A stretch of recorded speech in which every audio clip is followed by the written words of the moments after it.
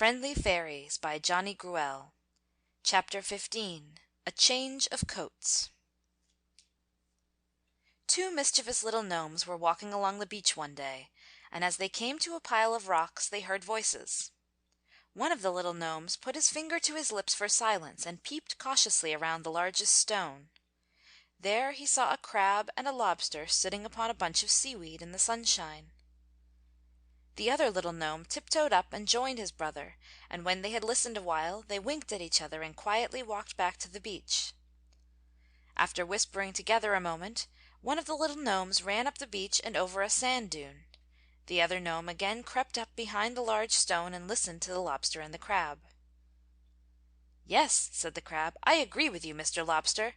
While our coats are just a plain green, they are still quite beautiful." "Ah, you speak the truth, friend Crab," the lobster said. "Green is a lovely color, and I am very glad that we are not purple." "I am very glad that we are green, too," the crab said. "Just suppose we were colored blue! I know I should not be able to stand it. Would you, friend Lobster?" "No, indeed," the lobster cried, "nor would I care to change to any other color. Would you, friend Crab?" "It is nice to be satisfied, isn't it, friend Lobster?" "Yes, especially when we are as satisfied as we are," the lobster answered. The little gnome, listening behind the large stone, winked at himself and smiled. He knew the lobster and the crab would give anything if they were of a different color, for he could tell by their conversation that they were dissatisfied with their green coats. Soon the other little gnome appeared over the sand dunes carrying a large kettle, and when he got to a spot on the beach where the crab and the lobster could see and hear him, he began shouting in a sing-song manner, "Old clothes changed to new, old clothes changed to new, old clothes changed to new." "Pooh!" said the lobster. "Who is foolish enough to wish to change their natural coats?" Said the crab, as he sidled towards the beach. "Let's go over and talk with him anyway, and ask him if anyone ever changes the color of their clothes.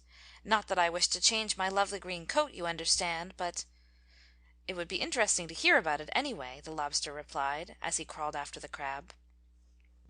The little gnome with the large kettle sat upon the beach and pretended he did not see the crab and lobster, but continued crying, "Old coats changed to new, old coats changed to new, old coats changed to new, old coats changed to new."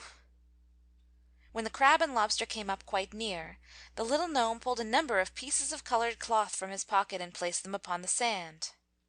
"How pretty!" said the crab. "Very lovely!" said the lobster. "Do you wish your coats changed in color?" asked the little gnome. "Ah, no, thank you," the two hypocrites said. "We were just looking around a bit." "Well, I am glad to have your company," said the little gnome, as he took a piece of scarlet cloth and laid it over the lobster's back. "How do you like that?" he asked of the crab. "It looks fine," said the crab. "Try it on me." The little gnome placed the scarlet piece of cloth over the crab's back. "How do you like it?" he asked the lobster. "Did I look that well in that color?" asked the lobster by way of reply. "I think both of you will look far better if you let me change you to scarlet. It's in far better taste, too," the little gnome added, pinching himself to keep from laughing. "Shall we change?" the crab asked the lobster, and the lobster asked the crab. "You will find the color a great deal warmer," said the little gnome. "Green is decidedly cold, you know." So the little gnome gathered an armful of driftwood and built a fire. Then he dipped the kettle into the sea and placed the crab and the lobster in the kettle of water and put the lid on. "Be sure and make us a brilliant scarlet!" cried the lobster and the crab, as the little gnome placed the kettle over the fire. An hour later the two little gnomes lay upon their backs upon the sand and yawned contentedly, their little round stomachs almost bursting their belts. Near them was the upturned kettle, and scattered all about them on the sand were lovely pieces of scarlet lobster and crab shells. "It's funny," one little gnome said drowsily, "how one sometimes will become dissatisfied with the way he was made by Mother Nature and try to improve upon her work. It usually leads to misfortune."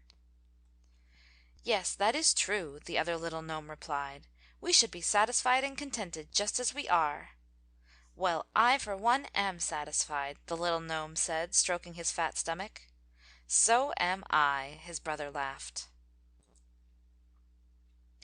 End of chapter 15. End of Friendly Fairies, by Johnny Gruelle